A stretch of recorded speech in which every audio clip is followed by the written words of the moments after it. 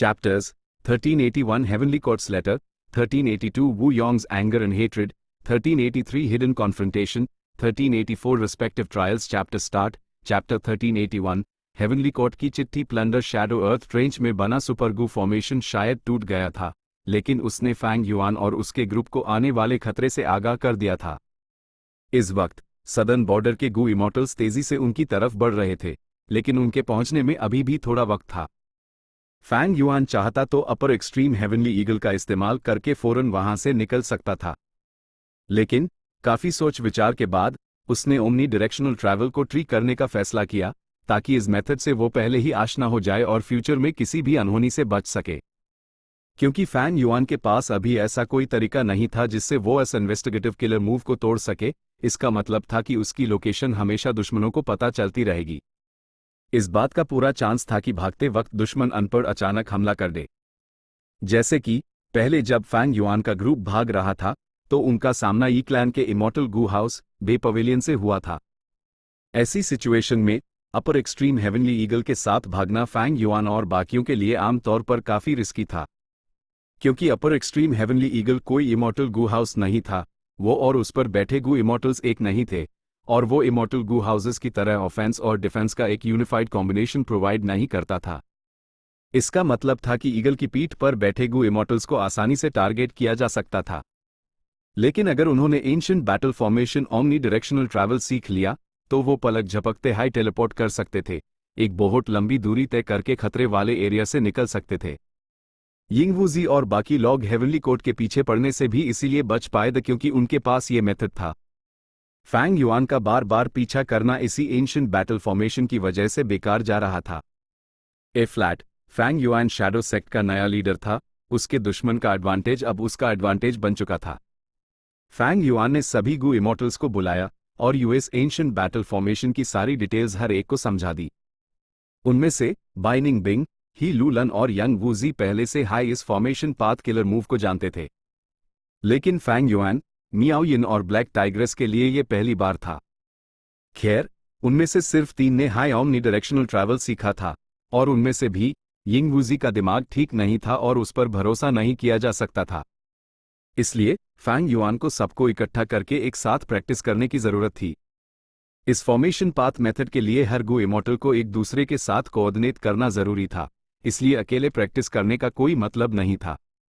जब Fang Yuan और उसका ग्रुप तेजी से ओमनी डायरेक्शनल ट्रैवल की प्रैक्टिस कर रहे थे, टैब वू योंग पूरी शान से सदर्न बॉर्डर के राइचस पाथ गू इमॉर्टल्स के साथ आगे बढ़ रहा था. वू योंग, तुम्हारी इंफॉर्मेशन के मुताबिक दुश्मन प्लंडर शैडो अर्थ ट्रेंच में हो सकते हैं. हम एबस अर्थ ट्रेंच से ज्यादा दूर नहीं हैं.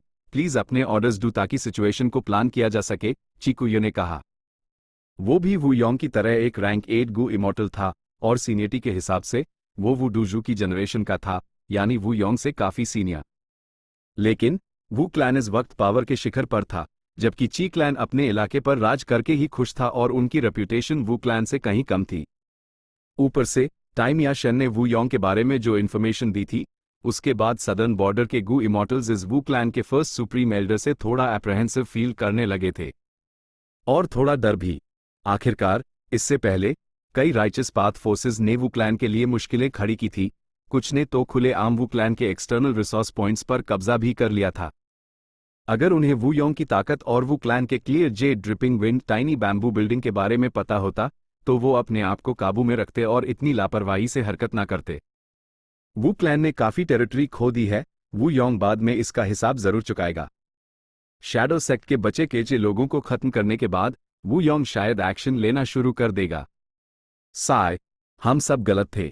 यह वू योंग बहुत हाईशातिर है, बिल्कुल वू डूजू जैसा नहीं. उसने खुद को इतनी अच्छी तरह से छुपाए रखा. एफ्लैट सोचता हूं तो लगता है ये शायद उसी का प्लान था, पहले कमजोरी दिखाना ताकि बाद में जस्टिफिकेशन के साथ काउंटर अटैक कर सके और भी ज्यादा फायदा उठा सके. रास्ते में सदर्न बॉर्डर के गू इमॉर्टल्स आपस में डिस्कस करते रहे. वू योंग के बारे में थियरीज जल्द हाई ग्रुप में एक आम टॉपिक बन गई. जहां तक फैंग युआन और शैडो सेक्ट के बाकी मेंबर्स की बात थी, पर्पल माउंटेन ट्रू मोनार्क पहले ही मर चुका था. यहां तक कि स्पेक्ट्रल सोल की में बॉडी भी हेवनली कोर्ट ने पकड़ ली थी. सदर्न बॉर्डर के राइचस पाथ गू इमॉर्टल्स के लिए अब सिर्फ वो अपर एक्सट्रीम हेवनली ईगल हाई थोड़ी ध्यान देने लायक चीज थी. उन्होंने इस ट्रिप में CHEH इमॉर्टल गू हाउसेज मोबिलाइज किए थे। एक अपर एक्सट्रीम हेवनली ईगल से डरने की क्या बात थी? प्लंडर शैडो अर्थ ट्रेंच। अग बाइनिंग बिंग ने अचानक धीरे से खांसा, उसकी ऊँग में दर्द की एक झलक दिखी। ओमनी डायरेक्शनल ट्रैवल का एक्टिवेशन एक बार फिर फेल हो गया था। सबसे ज्यादा बैकलैश बाइनिंग बिंग को झेलना पड़ा, लेकिन उसका एक्सप्रेशन जल्दी ठीक हो गया। मैन एज बिफोर, फैंग युआन लगातार इस टाइम पाथ इमॉर्टल गू को एक्टिवेट कर रहा था, खुद को और दूसरों को हील करते हुए। हे लुलैन की एथ में एक अजीब सा एक्सप्रेशन आया जब उसने एक बार फिर मन एज बिफोर के हीलिंग इफेक्ट को महसूस किया। मैन एज बिफोर अभी भी जिंदा था, यहां तक कि वो खुद एक बार फिर फैंग युआन के कैंप में थी। अफसोस तो बस्ताई बाई यून शेंग का था जो मर चुका था। और तो और उसी फैंग युआन ने खुद अपने हाथों से मारा था। ट्रेनिंग रुक गई। फैंग युआन ने मन एज बिफोर से अपनी चोटें ठीक की और फेल होने के कारण पर सोचने और उसको समझने लगा। जहां तक बाकियों की बात थी, वो अभी भी हील हो रहे थे। मैन एज बिफोर अन सब पर इस्तेमाल किया गया था, लेकिन अन पर इसका असर फैंग युआन के मुकाबले काफी कम था। सॉवरन इमॉर्टल बॉडी में नॉन कन्फ्लिक्टिंग डाउ मार्क्स की प्रॉपर्टी थी। इसने फैंग युआन के डिफेंस को थोड़ा कमजोर किया था, लेकिन साथ ही इसने USEY हीलिंग एस्पेक्ट में एक बहुत बड़ा बूस्ट दिया था। दूसरों की चोटें ज्यादा गंभीर नहीं थी और उनकी बेहतरीन इनहेरिटेंसेस के साथ वो जल्दी पूरी तरह से रिकवर हो गए। ठीक है, चलो फिर से ट्राई करते हैं, फैंग युआन ने बुलाया। Ancient battle formation, omni directional travel. हर शख्स के जिस्म से रोशनी फैलने लगी। रोशनी जल्दी आपस में जुड़ गई, लेकिन फिर वो डगमगाने लगी और अपना स्टेबल स्टेट खोने लगी। बम! एक क्रैक की आवाज आई और रोशनी गायब हो गई, आसमान में लाखों छोटी चिंगारियों में बदलकर। फेरी मियाओ यिन कर उठी, उसका चेहरा लाल हो गया क्योंकि इस बार सबसे ज्यादा चोट उसी ही लगी थी। फैंग युआन को कोई चोट नहीं लगी। उसने मन एज बिफोर एक्टिवेट किया और सबसे पहले फेरी मियाओ यिन को हील किया। हमारे मूवमेंट्स एक साथ होने चाहिए। फिर से थोड़ी देर बाद फैंग युआन ने ताली बजाते हुए कहा। Ancient battle formation, omni directional travel. एक और फेलियर। हे लुलैन ने एक दबी हुई आह भरी, उसकी भावें थोड़ी सिकुड़ गई और उसके खूबसूरत चेहरे पर दर्द की एक लकीर दौड़ गई। दोबारा आराम करने के बाद फैंग युआन ने कहा, चलो थोड़ा एडजस्ट करते हैं, मेरे मूवमेंट्स को फॉलो करो और फिर उसी के हिसाब से मूव करना। समझे? तीनों औरतों ने बिना कुछ कहे सर हिला दिया। थोड़ी देर बाद भले हाई फैंग युआन को एक बार फिर फेलियर का कड़वा फल चखना पड़ा, लेकिन प्रोग्रेस पहले से काफी बेहतर थी। गुड! फैंग युआन की ईर्ष्या चमक उठी।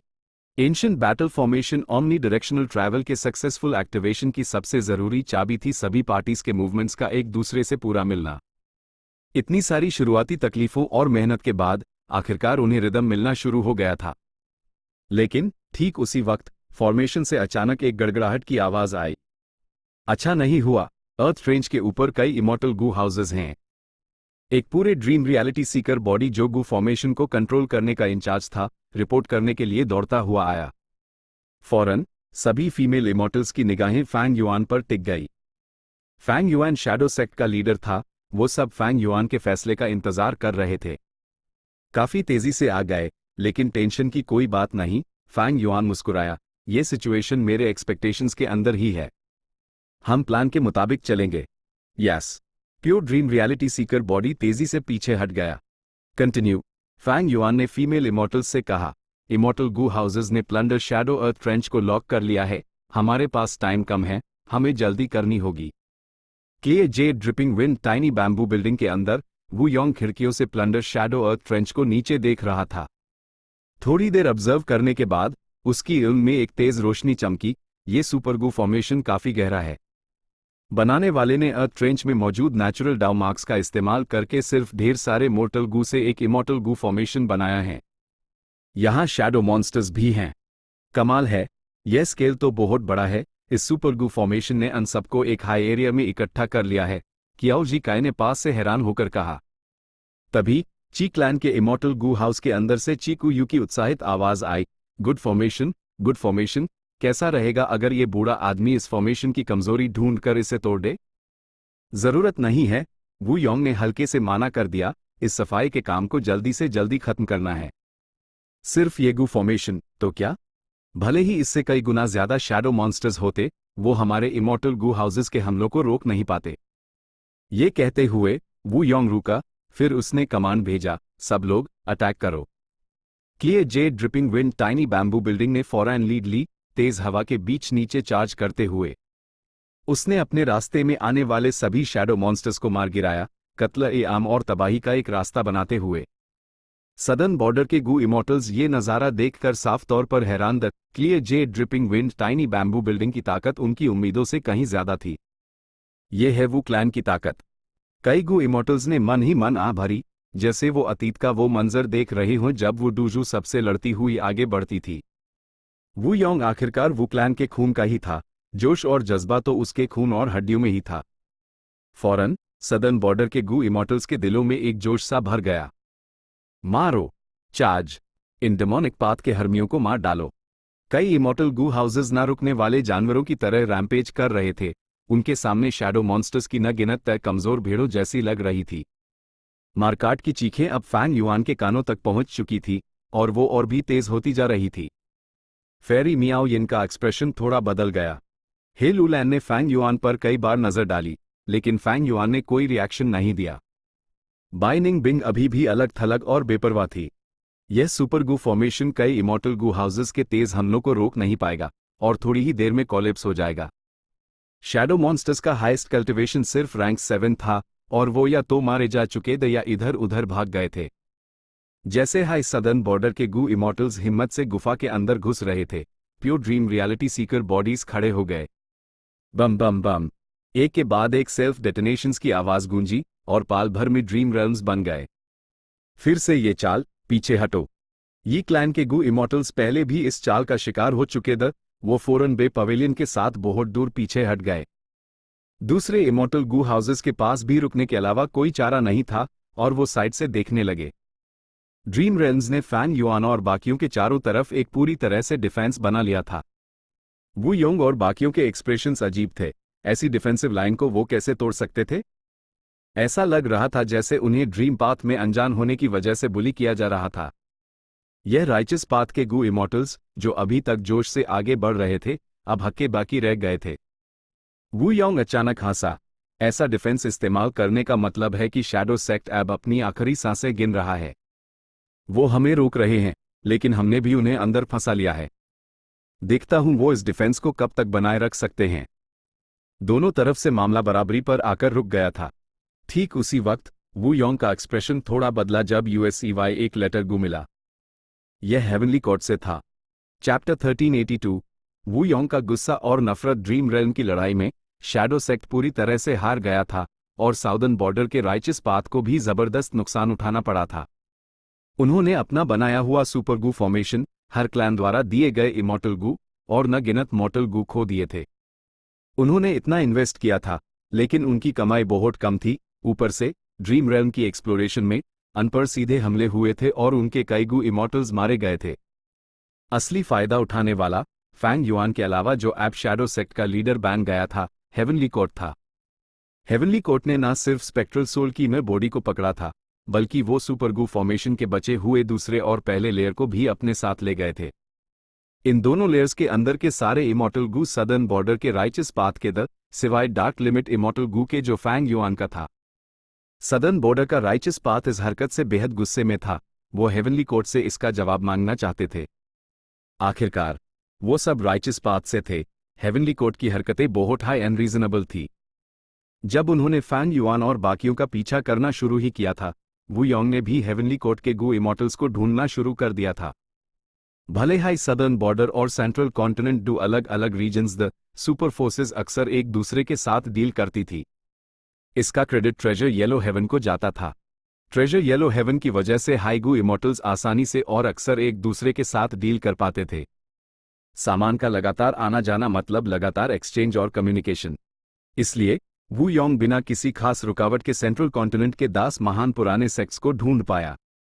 लेकिन वो हेवनली कोर्ट के गू इमॉर्टल से कांटेक्ट नहीं कर पाया।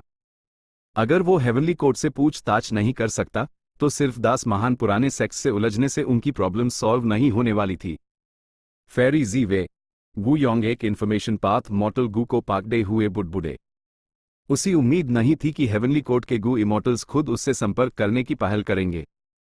और इस छुपे हुए हेवनली कोड के विजडम पाथ गु इमॉर्टल ने सिर्फ एक मामूली इन्फॉर्मेशन पाथ मॉर्टल गु का इस्तेमाल करके वू योंग को एक मुश्किल स्थिति में डाल दिया था।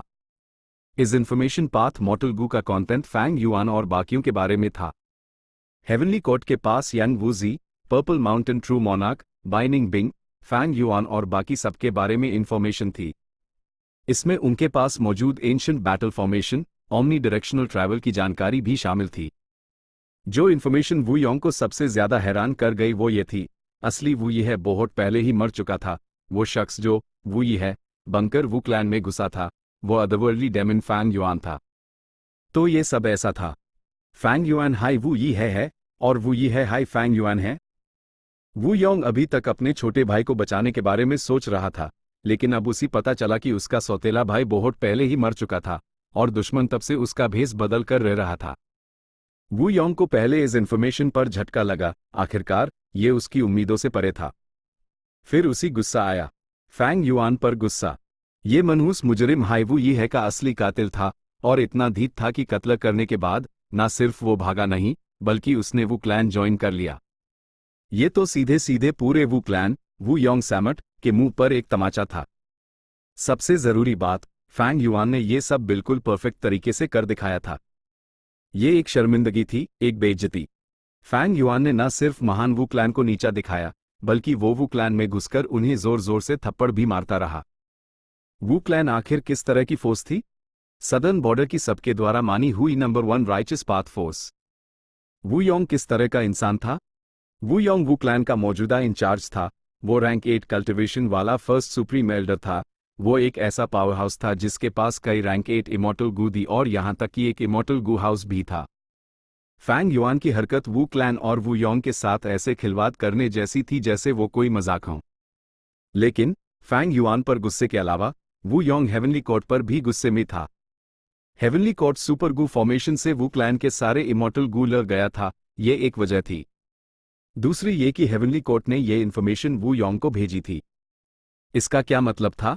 वो वू योंग को बिना कुछ कहे बता रहे थे, हमारे पास तुम्हारे वू क्लैन के खिलाफ ब्लैकमेल मटेरियल है, तुम्हें अपने अगले कदम के बारे में ठीक से सोचना चाहिए। जहां तक वू योंग का सवाल था, ये एक धमकी थी। फैंग युआन के वू ये है कि भेष में होने की इन्फॉर्मेशन वू योंग के लिए एक धमकी क्यों थी? यह राइचस पाथ और डेमोनिक पथ के बीच का फर्क था। राइचस पाथ के अपने नियम होते थे। राइचस पाथ रेपुटेशन और इज्जत पर ध्यान देता था, भले ही वो जोर जबरदस्ती से कुछ लें, उन्हें एक सही वजह चाहिए होती थी। अन सबको हमेशा इंसाफ के साइड पर खड़ा होना पड़ता था। पहले कई क्लैन्स ने वू क्लैन के लिए मुश्किलें पैदा की थी। वू क्लैन के रिसोर्स पॉइंट्स पर कब्जा कर लिया था। हू क्लैन ने यह कैसे किया? उन्होंने पहले अपने एक गू इमॉर्टल को एक डिमोनिक स्काउंड्रल होने का नाटक करने के लिए भेजा, जबकि दूसरे हो क्लैन गू इमॉर्टल ने उसका पीछा करने का नाटक किया और इसी वजह से उन्होंने जोर जबरदस्ती उस रिसोर्स पॉइंट पर कब्जा कर लिया। यांग क्लैन ने यह कैसे किया? उन्होंने लंबे समय से प्लानिंग और तैयारी की थी। उन्होंने पहले खुद को वू क्लैन के पास के एक मोर्टल गांव में शामिल किया, फिर मॉर्टल्स के बीच के झगड़ों और मतभेदों के जरिए उन्होंने जस्टिफिकेशन हासिल कर ली। वू योंग के पास साफ तौर पर हाई बैटल स्ट्रेंथ थी और उसके पास clear jade dripping wind tiny bamboo building भी था, तो उसी पहले इतना पैसिवली क्यों एक्ट करना पड़ा? ही यह वू योंग की चाल थी। वो जानता था कि वू क्लैन के पास एक विशाल टेरिटरी है। अगर वो सीधे अपनी ताकत दिखाता तो दूसरे क्लान्स सिर्फ सावधान हो जाते और शायद खुद को रोक लेते, लेकिन वो फिर भी एक्शन लेने के लिए बेचैन रहते। आखिरकार वू क्लैन के पास सिर्फ एक रैंक 8 गू इमॉर्टल था।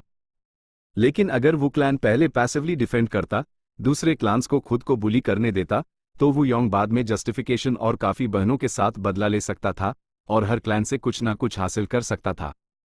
सिर्फ इस तरह से हर फोर्स को दर्द याद रहेगा और वो कई दशकों तक वू क्लैन की ताकत पर आंच नहीं लाने की हिम्मत नहीं करेंगे।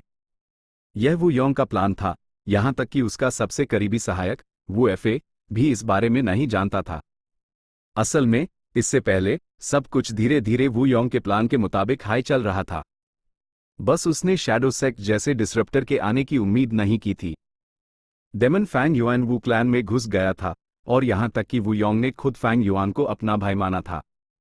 ये मत भूलो कि इससे पहले वू योंग ने वू ये है का कई बार इस्तेमाल किया था अपनी रेपुटेशन बढ़ाने के लिए, उसकी परवाह दिखाकर। ऐसा मामला वू क्लैन के साथ हुआ था जो सदर्न बॉर्डर की नंबर 1 राइचस पाथ फोर्स थी, ये उनकी रेपुटेशन को जरूर तेजी से गिरा देगा और यहां तक कि दूसरे क्लान्स को उनके खिलाफ होने के विचार देगा। वू योंग अपने प्लान किए गए बहनों का इस्तेमाल करके दूसरे क्लान से बदला लेना चाहता था। लेकिन इस मामले के साथ, जब तक सदर्न बॉर्डर के बड़े क्लैन्स इस मुद्दे पर जिद से अड़े रहेंगे, वू क्लैन की साख खत्म हो जाएगी। तुम्हारा वू क्लैन सदर्न बॉर्डर के राइचस पाथ का हेड है, लेकिन एक डेमन घुस गया और बिना किसी नुकसान के चला भी गया। तुम्हारे वू क्लैन के पास राइचस पाथ को कमांड करने के लिए क्या मुंह बचा है? तुम्हारे वू क्लैन के पास इन रिसोर्सेज पर कब्जा करने की क्या क्वालिफिकेशंस हैं? क्या तुम इन रिसोर्सेज पर इसलिए कब्जा कर रहे हो ताकि तुम अन डीमंस को सप्लाई कर सको जिन्हें तुम अपने क्लैन के अंदर छुपा रहे हो? धरती पर यह वैसा ही था जैसे सेलिब्रिटीज ड्रग्स लेते हुए पकड़े जाएं, सफल लोग जो हमेशा दावा करते थे कि वो अपने परिवार से प्यार करते हैं, उनके एक्स्ट्रामैरिटल अफेयर्स पकड़े जाएं, या जब पुलिस फोर्स के अंदर गद्दार अंडरकवर एजेंट्स मिल जाएं।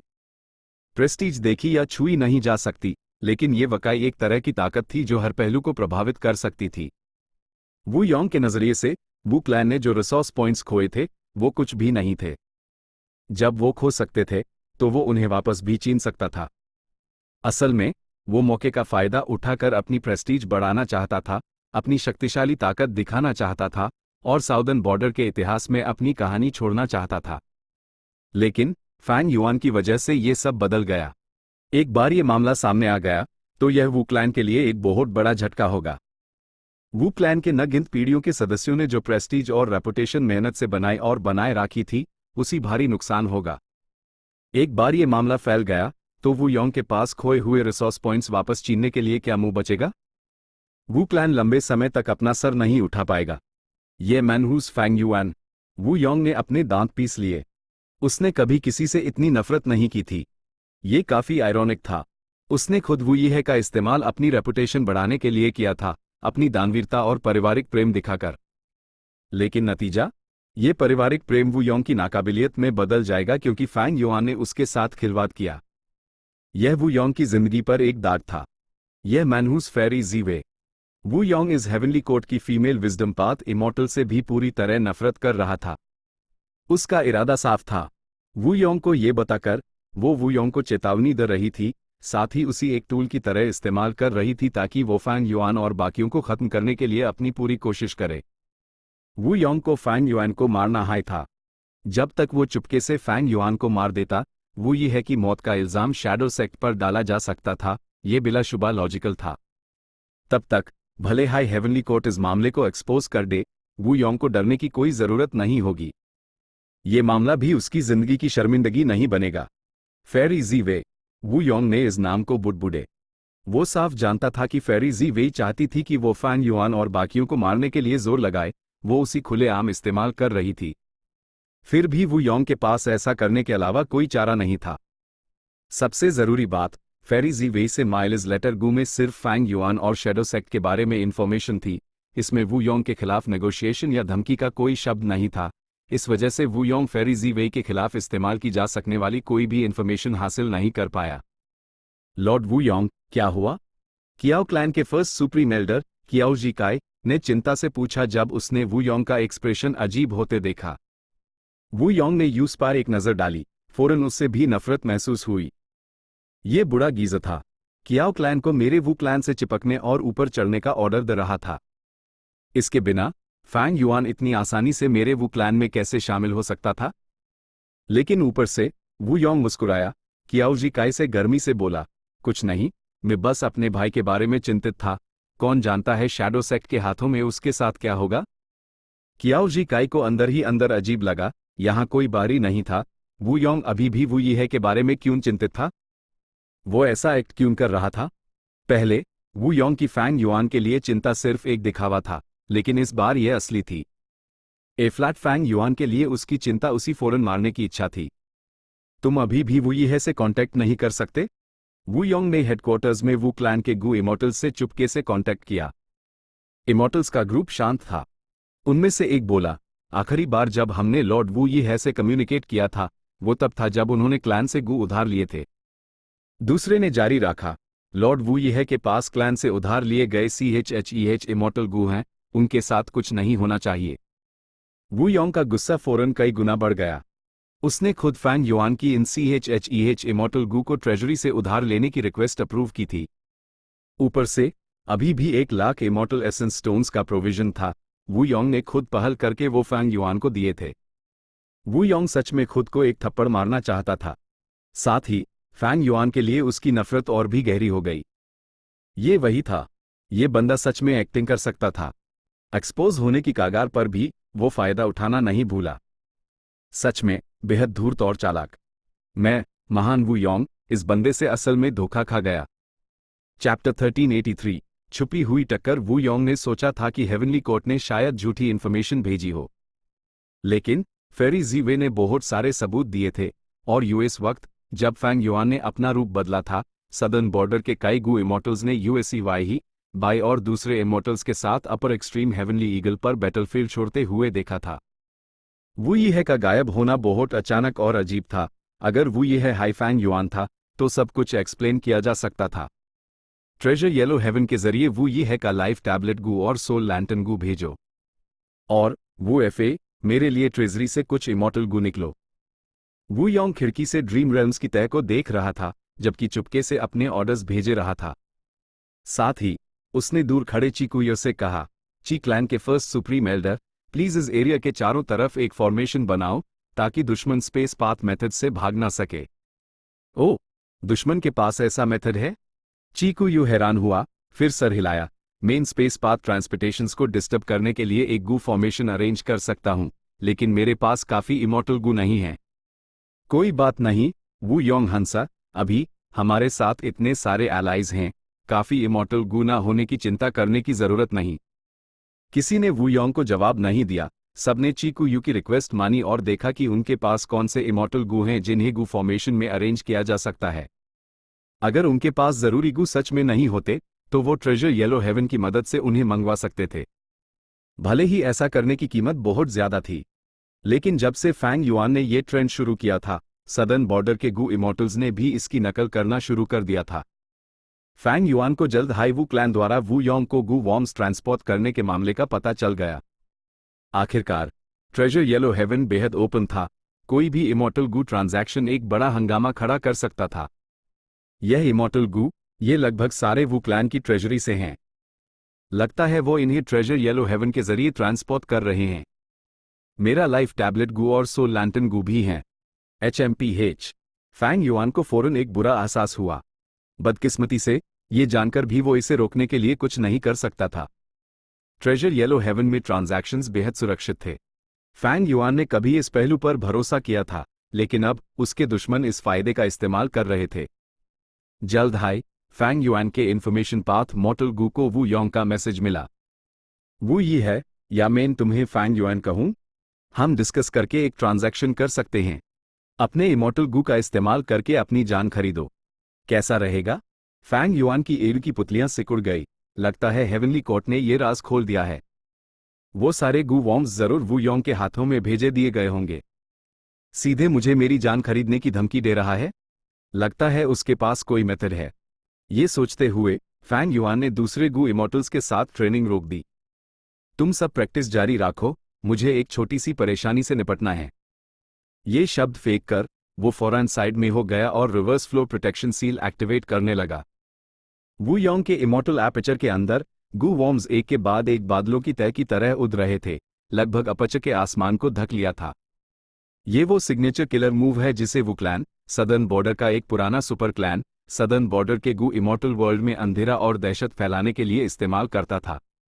जब मेरे वू क्लैन ने इसे हासिल किया, हमने इसे एक राज रखा, इस डर से कि अगर दूसरे क्लान्स को पता चला तो वो मिलकर हमें अलग थलग कर देंगे। ए फ्लैट, फैंग युआन, इसका मजा चखो। वू योंग की आंख में ठंडी रोशनी चमकी। इमॉर्टल किलर मूव एक्टिवेट हो गया, लेकिन अपने मेथड्स का इस्तेमाल करके उसने किलर मूव के ऑरा को दबा दिया, यहां तक कि उसके पास खड़े कियाओजी काई ने भी इसे महसूस नहीं किया। अगले हाइपैल वू योंग का एक्सप्रेशन बदल गया, उसका शरीर जोर से हिला और उसने एक बड़ा खून का घूंट उगल दिया। लॉर्ड वू योंग, क्या हुआ? कियाओजी काई डर से पीला पैट गया, जल्दी से वू योंग को सहारा देने के लिए दौड़ा। ये कैसे हो सकता है? खुशकिस्मती से मैं सिर्फ चेतावनी देना और जांच पड़ताल करना चाहता था और इसकी पूरी ताकत इस्तेमाल नहीं की। वू योंग हैरानी से भर गया। उसने साफ तौर पर फैंग युआन को टारगेट किया था, लेकिन चोट उसी ही लगी। वू योंग ने हल्के से कियाओ जी काई का हाथ झटक दिया। उसका एक्सप्रेशन जल्दी ही ठीक हो गया, कुछ बार खांस कर बोला, कोई बात नहीं। यह पर्पल ब्लड रिवर फॉर्मेशन में मेरी लड़ाई से एक अंदरूनी चोट है। कियाओ जी काई ने फौरन एक प्रभावित और प्रशंसनीय एक्सप्रेशन दिखाया। लॉर्ड वू योंग अपने छोटे भाई को बचाने के लिए जल्दी में आए, अपनी चोटों की परवाह किए बिना। आप सच में हमारे राइचस पथ के आदर्श उदाहरण हैं। वू योंग, वो एक पाल के लिए शांत रहा, फिर कियाओ जी काई से बोला, तुम कमाल हो। कियाओ जी काई कैसे उम्मीद कर सकता था कि वू योंग के शब्द सार्कास्टिक द। वो अभी भी सोच रहा था कि उसकी चापलूसी काम कर गई और अंदर ही अंदर खुश हो रहा था। वू योंग की चोट फैंग युआन के रिवर्स फ्लो प्रोटेक्शन सील की वजह से थी। रिवर्स फ्लो रिवर का पानी थोड़ा कम हो गया है। वू योंग के पास वाकई कोई ऐसा खौफनाक मेथड है जो मेरे लाइफ टैबलेट गू और सोल लैंटन गू के जरिए सीधे मेरे फिजिकल बॉडी पर अटैक कर सकता है। अफसोस कि उसका सामना मेरे रिवर्स फ्लो प्रोटेक्शन सील से हो गया और उसका किलर मूव पूरी तरह से वापस रिफ्लेक्ट हो गया। फैंग युआन ने एक सांस छोड़ी और सोचना शुरू किया, यह थोड़ा अजीब है। जब वू योंग जानता है कि मैं फैंग युआन हूं, तो उसने मेरे रिवर्स फ्लो प्रोटेक्शन सील के बारे में कैसे नहीं सोचा? क्या ऐसा हो सकता है वो मेरी दूसरी आइडेंटिटी, ल्यू गुआनयी, के बारे में नहीं जानता? क्या हेवनली कोर्ट ने यूएसईवाई नहीं बताया? या शायद हेवनली कोर्ट को भी इसके बारे में नहीं पता? फैंग युआन ने ड्रीम रेल्म के बारे में सोचा। इस बार उसकी आइडेंटिटी इसलिए एक्सपोज हुई थी क्योंकि जायंट ड्रीम रेल्म का बाहरी मैनिफेस्टेशन हेवंस विल द्वारा इन्वेड कर लिया गया था। वो एक्सप्लोर करने के लिए कई बार ड्रीम रेल्म में घुसा था, और जब उसकी सोल ड्रीम्स में दाखिल हुई, वो फैमिलियर फेस और डार्क लिमिट इमॉर्टल गू के भेस के बिना थी। इसलिए हेवंस विल उसके असली शरीर को देख सकता था और उसकी लोकेशन ढूंढ सकता था। अगर ऐसा था, तो ल्यू गुआनयी की आइडेंटिटी एक्सपोज नहीं हुई थी। Damn it! फैंग युआन का दिल अचानक डूब गया जब उसने ये सोचा, मैंने अब reverse flow protection seal activate कर दिया है, और मुझ पर इन्वेस्टिगेटिव किलर मूव के साथ, क्या मैं दूसरों को ये नहीं बता रहा कि मैं ल्यू गुआनयी हूं? भले हाई हेवनली कोर्ट ने पहले इस आइडेंटिटी को डिस्कवर किया हो या ना किया हो, अब जब मैंने reverse flow protection seal activate कर दिया है, तो वो जरूर इसके बारे में जान गए होंगे। ये एक छोटी सी छुपी हुई टक्कर थी, एक बिल्कुल नई लड़ाई। इसमें टीम पार्टीज शामिल थी, फैंग युआन, वू योंग और हेवनली कोर्ट। वू योंग को अपने हाई मेथड से बैकलैश झेलना पड़ा, लेकिन उसकी चोटें गंभीर नहीं थी। फैंग युआन को कोई चोट नहीं लगी, लेकिन उसने बहुत सारी इंफॉर्मेशन एक्सपोज कर दी थी। हेवनली कोर्ट पर्दे के पीछे से मैनिपुलेट कर रहा था, वू योंग और फैंग युआन को एक दूसरे से लड़वा रहा था, अपनी ताकत इस्तेमाल किए बिना। यह फेरी जी वेई की चाल थी। इस हेवनली कोर्ट के विजडम पाथ गू इमॉर्टल ने जरूरी क्लूज और इन्फॉर्मेशन हासिल की, और फौरन अपनी शक्तिशाली साजिशी काबिलियत का प्रदर्शन किया। ऊपर से उसने इसे बेहद महारत से हैंडल किया। वू योंग ने फैंग युआन को एक और लेटर भेजा, लेकिन फैंग युआन ने अब उस पर कोई ध्यान नहीं दिया। Ancient battle formation omni directional travel की ट्रेनिंग आखिरकार रंग लाई और वो सक्सेस के करीब पहुंच रहे थे। लेकिन फैंग युआन अब एक बोझ बन गया था। उसी वू योंग के हमलों से बचने के लिए हर समय reverse flow protection seal maintain करना पड़ रहा था। उसका फोकस ज्यादातर इसी पर था, और इसलिए ओमनी डायरेक्शनल ट्रैवल पर ध्यान देना मुश्किल था। लेकिन जब फैंग युआन ने जानबूझकर रफ्तार धीमी की, तो वो आखिरकार इसे धीरे धीरे एक्टिवेट करने में कामयाब हो गए। एक शानदार रोशनी ने उनके आसपास को रोशन कर दिया। रोशनी जल्दी ही गायब हो गई। फैंग युआन और बाकी लोग यूएस जगह से गायब हो चुके थे। स्पेस पाथ की तेज हलचल को ड्रीम रेल्म के बाहर सदर्न बॉर्डर के गू इमॉर्टल्स ने थोड़ा बहुत महसूस किया। वो चले गए, शायद एक या दो पीछे रह गए होंगे।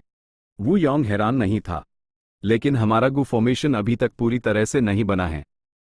उनके पास सच में ऐसे मेथड्स थे? उन्होंने इसे पहले क्यों नहीं इस्तेमाल किया? इसमें जरूर कोई गंभीर खामियां होंगी। कियाओ जी काई ने अंदाजा लगाया। ची कुयो ने अपनी दाढ़ी सहलाई, कोई बात नहीं। भले ही मेरा सुपर गू फॉर्मेशन पूरी तरह से अरेंज नहीं हुआ है, इसने कुछ नतीजे दिए हैं। मुझे विश्वास है कि अभी तक वो जरूर अलग अलग हो गए होंगे। कई सदर्न बॉर्डर गू इमॉर्टल्स अनजान द, लेकिन वू योंग ने अपनी तारीफ में कोई कमी नहीं छोड़ी। ची क्लैन के फर्स्ट सुप्रीम एल्डर सच में जबरदस्त हैं। जब से वू योंग जानता था कि फैंग युआन और बाकियों के पास ओमनी डायरेक्शनल ट्रैवल है, उसने अनुमान लगा लिया था कि वो इस मेथड का इस्तेमाल भागने के लिए करेंगे, तो वो इससे निपटने के लिए एक मेथड अरेंज कैसे नहीं करता? उसने पहले ही चुपके से इन्फॉर्मेशन चीकू यू को भेजे दी थी और यूएसईवाई इसके खिलाफ एक काउंटर मेजर अरेंज करने के लिए कहा था। चीकू यू एक रैंक 8 गू इमॉर्टल था, एक formation path great grand master, एक ठोस लक्ष्य और इन्फॉर्मेशन के साथ वो एक उचित जवाब दे सकता था। हफ बाइनिंग बिंग ने जमीन पर कदम रखा ही था कि उसने एक बड़ा खून का घूंट उगल दिया, उसी थकान महसूस हुई और उसका चेहरा मौत जैसा पीला पड़ गया था। ये हमारी मंजिल नहीं है। बाइनिंग बिंग की ड्रैगन पुतलियां थोड़ी सिकुड़ गई। उसने जल्दी से दूसरों से कांटेक्ट किया। Ancient battle formation omni directional travel disrupt हो गया था। शैडो सेक्ट के गू इमॉर्टल्स अलग अलग हो गए थे, एक दूसरे से बहुत दूर। फैंग युआन के अलावा हर कोई किसी ना किसी हद तक जख्मी था। हमें क्या करना चाहिए, sect leader? Fairy Miao Yin ने जल्दी से पूछा। फैंग युआन हिचकिचाया। क्या यूएसईवाई अपर एक्सट्रीम हेवनली ईगल का इस्तेमाल करके अकेले भाग जाना चाहिए, या यूएसईवाई शैडो सेक्ट के इमॉर्टल्स को फिर से इकट्ठा करने में वक्त बर्बाद करना चाहिए? फ्लैट तक pure dream reality Sikar bodies लगभग सभी प्लंडर शैडो अर्थ ट्रेंच में ड्रीम रेल्म्स में डेटोनेट हो चुके थे। कुछ अभी भी ही लूलन और दूसरों के इमॉर्टल एपर्चर्स में बचे थे, यिंग वूजी सैमट जो लेडी व्हाइट रैबिट के इमॉर्टल एपर्चर में था। ड्रीम रेल्म्स हेवंसविल द्वारा इन्वेट किए जा चुके the pure dream reality Sikar bodies पर भी हेवंसविल हर समय ध्यान दे रहा था। उन्हें अपने पास रखना अपनी लोकेशन लीक करने के बराबर था। लेकिन pure dream reality Sikar bodies जरूरी समय पर ड्रीम रेल्म्स में सेल्फ डेटोनेट हो सकते थे और इमोर्टल गू हाउसेस को रोकने के लिए इस्तेमाल किए जा सकते थे। इसलिए फैंग युआन उन्हें अपने साथ रख रहा था। अस पर लगा इन्वेस्टिगेटिव किलर मूव टूटा नहीं था। उसका लाइफ टैबलेट गू और सोल लैंटन गू भी थे, जो वू क्लैन के हाथों में थे। सबसे जरूरी बात, वू क्लैन के पास उनके जरिए फैंग युआन पर अटैक करने के मेथड्स थे। सिचुएशन को बेहद खराब और खतरनाक कहा जा सकता था। फैंग युआन के लिए एक इमॉर्टल गू हाउस से भी निपटना मुश्किल था। अपर एक्सट्रीम हेवनली ईगल भरोसेमंद नहीं था, भले ही उसके पास रैंक 8 स्ट्रेंथ थी। अगर उसका सामना किसी मजबूत दुश्मन से होता तो वो अपनी जान जोखिम में नहीं डालेगा। फैंग युआन का यूएस पर कंट्रोल अभी तक बेहतर नहीं हुआ था। डार्क लिमिट इमॉर्टल गू भी खो चुका था। हेवंसविल ऐप फैंग युआन पर हर समय नजर रख सकता था और आसानी से अरेंजमेंट्स कर सकता था। और हो सकता है कि अन पर भी इन्वेस्टिगेटिव मेथड से हमला हुआ हो। फैंग युआन की नजर उदास हो गई। प्लंडर शैडो अर्थ ट्रेंच से निकलने के बाद फैंग युआन की अगली मंजिल वेस्टर्न डेजर्ट थी। पांचों रीजन्स में से वेस्टर्न डेजर्ट में शैडो सेक्ट के बचे हुए रिसोर्सेज की सबसे ज्यादा मात्रा थी। क्योंकि Yang Wuji, purple mountain, true मोनाक और बाकियों ने बाकी 4 रीजन्स का सफर किया था और जितने भी बचे हुए रिसोर्सेज और इमोर्टल गू लूट सकते थे, लूट लिए थे। सिर्फ वेस्टर्न डेजर्ट बचा था। क्या मुझे अकेले वेस्टर्न डेजर्ट जाना चाहिए? उन्हें इस तरह कुर्बान करना अफसोसनाक है। और जब तक मैं अपने ऊपर लगे इन्वेस्टिगेटिव मेथड को नहीं तोड़ता, मेरी आवाजाही हमेशा दूसरों की पकड़ में रहेगी। लैंग या सेक्ट, चैप्टर 1384, अपने अपने इम्तिहान रंबल। हवा की लहरें हो पड़ी और बड़ी बड़ी लहरें उठने लगी। शानदार रोशनी चमकी, एक आलीशान मंजर बन गया। उसी रोशनी के अंदर से एक शख्सियत धीरे धीरे बाहर निकली। वो बेहद लंबा था, लगभग 9 फीट, और उसका शरीर सुडौल था। उसके लंबे और घने काले बाल जो एक चोगे की तरह उसके पीछे लटक रहे थे और उसके आगे बढ़ने पर हल्के से लहरा रहे थे। सबसे ज्यादा ध्यान खींचने वाली बात यह थी कि इस गू इमॉर्टल के माथे पर स्पाइरल ड्रैगन हॉर्न्स की एक जोड़ी थी, जो पर्पल गोल्ड से बनी हुई लग रही थी और चमक रही थी। फेरी जी वेई पहले से ही काफी देर से इंतजार कर रही थी।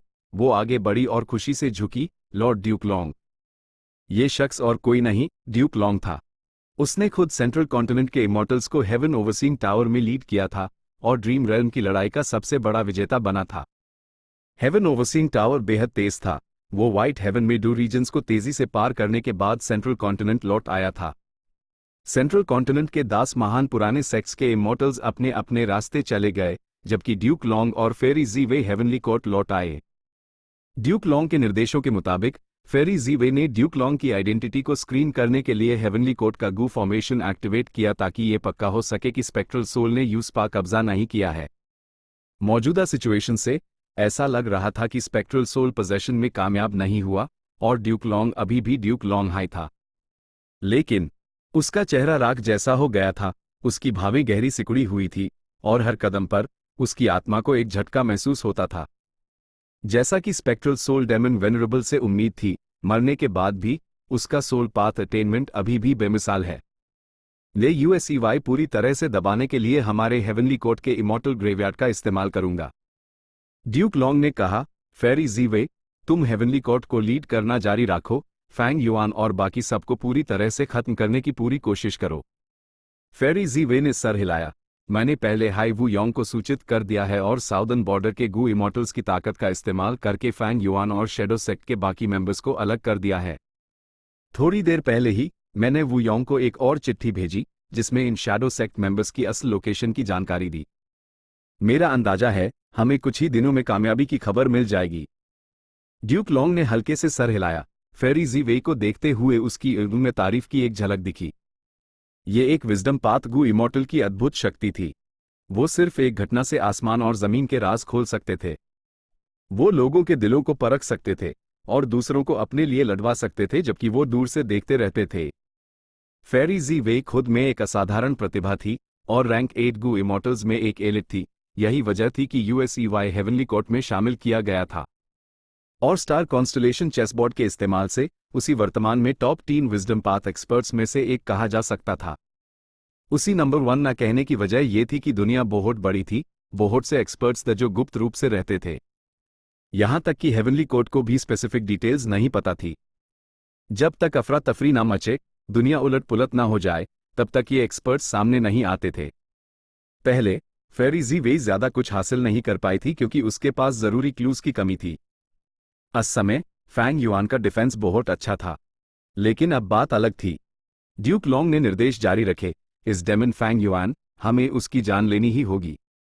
वो एक पूरा अदरवर्ल्डली डेमन है, फेट गू का एक लौटा नेचुरल दुश्मन। लेकिन वो रेड लोटस का लंबे समय से इंतजार किया जा रहा वारिस भी है। उसके पास ना सिर्फ जायंट सुन की सच्ची इनहेरिटेंस है, बल्कि यूएसईवाई रेड लोटस की सच्ची इनहेरिटेंस भी मिलेगी। महान युग आ रहा है, हमारे हेवनली कोर्ट को अपने चौथे immortal venerable, great dream immortal venerable की जरूरत है। यूजी रिसीव और गाइड करने के लिए हमें सभी बाधाओं को हटाने के लिए अपनी पूरी कोशिश करनी होगी। फैंग युआन, जायंट सन, रेड लोटस, सभी को। सब कुछ ग्रेट ड्रीम इमॉर्टल वेनरेबल के लिए है। जीवे, क्या तुम समझी? मैं समझ गई, फेरी जीवे ने सर हिलाया। जैसा आपने अरेंज किया है, वो शख्स आप सदर्न बॉर्डर में है। गुड, ड्यूक लॉन्ग ने सर हिलाया। उसने आगे कुछ नहीं कहा, मुड़कर चला गया। फेरी जीवे वहीं खड़ी रही, शांति से ड्यूक लॉन्ग को अपनी निगाहों से विदा करती रही, जब तक कि उसका लंबा शरीर इमॉर्टल ग्रेवयार्ड में पूरी तरह से गायब नहीं हो गया। उसने धीरे से एक सांस छोड़ी। उसकी आंखें चमक रही थी जब उसने यूएस बड़े काम के बारे में सोचा। हेवनली कोर्ट को सबसे मजबूत बनना है, हमेशा, हमेशा के लिए। वो धीरे से बुदबुदाई। Southern border. एक सफेद आकृति तेजी से हवा में से गुजर रही थी। जल्दी ही उसके पीछे गरज और आग आ पहुंची। उस आकृति के पीछे एक लाइन में फटने लगी। ये एक छोटी सी गलती थी, लेकिन इसका नतीजा एक बड़ा अंतर था। सफेद आकृति समय पर बच निकली, सही सलामत बाहर आ गई। फिर वो रुकी और आराम से पीछे हाथ हिलाया। वुश! एक पाल में बर्फ और बर्फ उड़ने लगी और ठंडी हवा गुर्राने लगी। गरज और आग से एक शख्सियत बाहर निकली और पीछा करना चाहती थी, लेकिन वो जल्दी से रुकी और डिफेंसिव मेथड्स इस्तेमाल किए। कुछ सांसों बाद ये छोटी सी घाटी बर्फ और बर्फ की जमीन में बदल गई। हर जगह आइस क्रिस्टल्स देखे जा सकते थे जो सूरज की रोशनी में चमक रहे थे और ठंडी हवा छोड़ रहे थे। रैंक 6 कल्टिवेशन लेवल लेकिन रैंक 7 बैटल स्ट्रेंथ। खौफनाक, सच में एक northern dark ice soul physique Gu immortal के लायक। चाय क्लैन के रैंक 7 एक्सपर्ट चाय पोजुन ने मन ही मन तारीफ की, फिर अपनी ताकत बढ़ा दी। बम! उसके शरीर पर जमी मोती बर्फ उसकी तेज ताकत का सामना नहीं कर सकी, फौरन टुकड़े टुकड़े हो गई। वो पतला और सूखा था, उसकी त्वचा हल्की काली थी जैसे उसी लोहे में बनाया गया हो। उसकी तेज ईगी अपने प्रतिद्वंदी को घूर रही थी, जो एक ऊंची दलन पर खड़ा था। उसका प्रतिद्वंदी सफेद कपड़ों में था और उसका फिगर बेहद खूबसूरत था। चमकीले चांदी के बाल उसकी कमर तक नीचे आ रहे थे। उसकी हल्की नीली ड्रैगन एड़ी बहरी दुनिया को एक ठंडी और दे रही थी। उसकी त्वचा बर्फ जैसी सफेद थी, उसका एक्सप्रेशन ठंडा था और एक बेमिसाल चेहरे के साथ, यहां तक कि चाय पोजुन की आत्मा भी हिल गई थी जब उसने पहली बार इस सुंदरता को देखा था। सबसे ज्यादा ध्यान खींचने वाली बात इस फीमेल इमॉर्टल के माथे पर उग रहे छोटे और प्यारे लाल ड्रैगन हॉर्न्स की जोड़ी थी। वो ड्रैगन लेडी बाइनिंग बिंग थी। उसने फैंग युआन और बाकियों के साथ ancient battle formation omni directional travel activate किया था, लेकिन चिकुयो के गू फॉर्मेशन की वजह से बैटल फॉर्मेशन डिसरप्ट हो गया और गू इमॉर्टल्स सब दिशाओं में अलग अलग हो गए। बाइनिंग बिंग इस जगह टेलीपोर्ट हुई थी और उसने फौरन अपनी चोटों का इलाज किया। फिर वो अस गैदरिंग पॉइंट की तरफ बढ़ी जो फैंग युआन ने सेट किया था, लेकिन उसी चाय पोजुन ने रोक लिया। नतीजा, एक तेज लड़ाई शुरू हो गई। वो दर्जनों राउंड्स तक लड़ा और सैकड़ों ली तक लड़ा, लेकिन विजेता का फैसला नहीं कर पाए। दो जोड़ी एरिए एक दूसरे को घूर रही थी। चाय पोजुन ने फौरन हमला शुरू नहीं किया। बाइनिंग बिंग अपनी नीली ड्रैगन एरू से चाय पोजुन की त्वचा को घूर रही थी, सोचते हुए ये चाय पोजुन का बनाया न्यूट्रलाइज वुड बॉडी है। भले ही इस शरीर पर एक इमॉर्टल किलर मूव हमला कर रहा हो, जब तक वो काफी शक्तिशाली नहीं है, उनकी ताकत तेजी से कम हो जाएगी और एक मोर्टल किलर मूव के लेवल पर आ जाएगी। चाय पोजुन का न्यूट्रलाइज वुड बॉडी एक अनोखा मूव था। इसने सीधे बाइनिंग बिंग के cold eyes immortal killer move को नष्ट कर दिया। बाइनिंग बिंग का cold eyes immortal killer move एक ऐसा मूव था जिससे निपटना काफी मुश्किल था। अतीत में फैंग युआन इस मूव का शिकार हुआ था जब वो यिंग वुजी और बाकियों का पीछा कर रहा था, लेकिन चाय पोजुन का neutralise wood body cold eyes को सीधे नजरअंदाज कर सकता था। जाहिर है, बाई शियांग की सच्ची इनहेरिटेंस में सिर्फ कोल्ड आइज हाई नहीं था, इसलिए बाइनिंग बिंग से लड़ते हुए चाय पोजुन को काफी चोटें आई थी। अमेजिंग, चाय पोजुन अचानक बोला, तुम्हारी तारीफ करनी पड़ेगी, बाइनिंग बिंग। उसका लहजा सपाट था, उसके पिच में कोई उतार चढ़ाव नहीं था। इस शांत बैटलफील्ड में यह अजीब लहजा ठंडी हवा में घुलता हुआ लग रहा था। तुम सिर्फ रैंक 6 हो, लेकिन मुझे सच में तुमसे निपटने में मुश्किल हो रही है। मैं लंबे समय से मशहूर हूं और साउदर्न बॉर्डर में एक प्रतिष्ठित रैंक 7 फायर पाथ एक्सपर्ट रहा हूं। लेकिन अब मुझे देखो, मैं अपने ऊपर इस फ्रॉस्ट एनर्जी को दूर करने में असमर्थ हूं। 10 एक्सट्रीम फिजिक्स में से एक, northern dark ice soul physique, और साथ हाई बाय शियांग की सच्ची इनहेरिटेंस, ये सच में लोगों को जुलूस कर देती है। अगर तुम अच्छी होती और राइचस पथ पर चलती, तो सदर्न बॉर्डर के गू इमॉर्टल वर्ल्ड में तुम्हारी एक जगह जरूर होती। अफसोस कि तुम डिमोनिक पथ पर गिर गई हो, अनगिनत प्राणियों पर आफत ला रही हो, तुम्हारा अंजाम सिर्फ मौत ही हो सकता है। ये कहते हुए चाय पोजून रुका, अपना सर थोड़ा घुमाकर आसमान की तरफ देखा। गरज गूंजी, क्रैकल, बिजली दूर दूर तक फैल गई। बर्फ और चट्टानों को चीरते हुए एक और रैंक 7 एक्सपर्ट अचानक उतर आया। बाइनिंग बिंग, तुम्हें लगता है कि सदर्न बॉर्डर के राइचस पाथ पर हमला करने के बाद तुम बच सकती हो? इस एक्सपर्ट की एक तेज चमक रही थी जब वो गरजा। चाय पोजुन ने रिइंफोर्समेंट को देखकर एक सांस छोड़ी। उसने जानबूझकर समय खरीदने के लिए बहुत सारे बेकार शब्द बोले थे। बाइनिंग बिंग से लड़ने के बाद उसी गहराई से एहसास हो गया था कि उसके लिए बाइनिंग बिंग को हराना मुश्किल था, उसकी जान लेना तो दूर की बात थी। उसी बैकअप की जरूरत थी। खुशकिस्मती से वू योंग पूरी सिचुएशन का इंचार्ज था और फेरी जी वेई की तेज इन्फॉर्मेशन के साथ उसने फौरन बिखरे हुए शैडो सेक्ट मेंबर्स को घेरने के लिए गू इमॉर्टल्स भेजे दिए। सावधान रहना, ये औरत बेहद शक्तिशाली है, हम लापरवाही नहीं कर सकते। रिलैक्स, मेरे पास लॉर्ड वू योंग द्वारा दी गई इन्फॉर्मेशन है। जब तक हम उसे यहां कुछ देर रोके रखते हैं, बैटलफील्ड किलर मूव्स में माहिर एक एक्सपर्ट हमारी मदद के लिए आएगा। जैसे ही दोनों चुपके से कम्युनिकेट कर रहे थे, बाइनिंग बिंग अचानक बोली।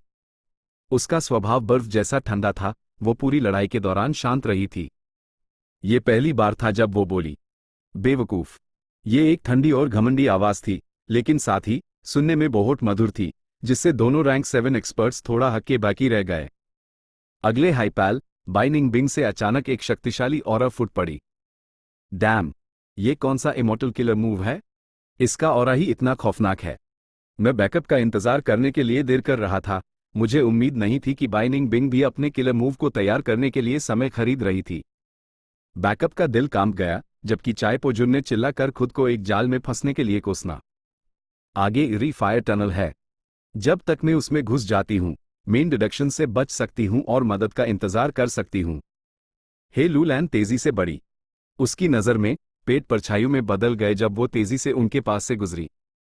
हे लूलैन ancient battle formation omni directional travel के फेल होने के बाद इस जगह पहुंची थी, लेकिन यूएससीवाई फौरन फैंग युआन के निर्देश माइल द कि वो आगे लगभग 100 ली दूर एक छिपी हुई जगह पर जाए और दूसरों का इंतजार करते हुए शरण ले। बिना शक ही लूलैन की किस्मत काफी अच्छी थी, क्योंकि उससे ज्यादा दूर नहीं एरी फायर टनल था। यह पर्पल माउंटेन ट्रू मोनार्क द्वारा अपने जीते जी बनाया गया एक फॉर्मेशन था। यह एरी फायर इमॉर्टल मटेरियल से बनाया गया था और इसका प्रभाव विजडम पाथ डिडक्शंस को रोककर छिपने का था। थोड़ी देर दौड़ने के बाद एरी फायर टनल 5 ली के अंदर ही था। लेकिन ठीक उसी वक्त ही लूलैन अचानक रुक गई। उसने आगे लगे एक मामूली से छोटे पेड़ को घूरा, उसकी भावें सिकुड़ गई और उसके शरीर से हर तरह के गू वर्म का ऑरा धीरे धीरे उठने लगा। तुमने मेरा गू फॉर्मेशन अभी देखा ही लूलैन, तुम्हारी नजर काफी कमजोर है। एक मजाकिया आवाज कहीं से आई। अगले हाइपैल गू फॉर्मेशन एक्टिवेट हो गया। हे लूलैन की नजर अचानक बदल गई, पहाड़ और घास के मैदान गायब हो गए, सिर्फ एक रेगिस्तान बचा जहां घास का एक तिनका भी नहीं उगता था। हे लूलैन की पुतलियां सिकुड़ गई। एक इमॉर्टल फॉर्मेशन में फंसना सबसे बुरी सिचुएशन थी। अगर उसका सामना किसी दुश्मन से होता तो वो भाग सकती थी, लेकिन एक गू फॉर्मेशन में वो कैद थी। एक और चीज थी जिस पर ही लूलैन को शक था। मेरी स्पीड धीमी नहीं थी। मेन फैंग युआन के निर्देशों के मुताबिक हाई चल रही थी। दुश्मन को असल में मेरा मूवमेंट रूट पता था और उसने पहले ही एक गू फॉर्मेशन भी सेट कर दिया था। क्या फैंग युआन ने मुझे कुर्बान कर दिया, दुश्मन को मेरी तरफ लुभाकर, ताकि उसी भागने का समय मिल सके? Chapter and.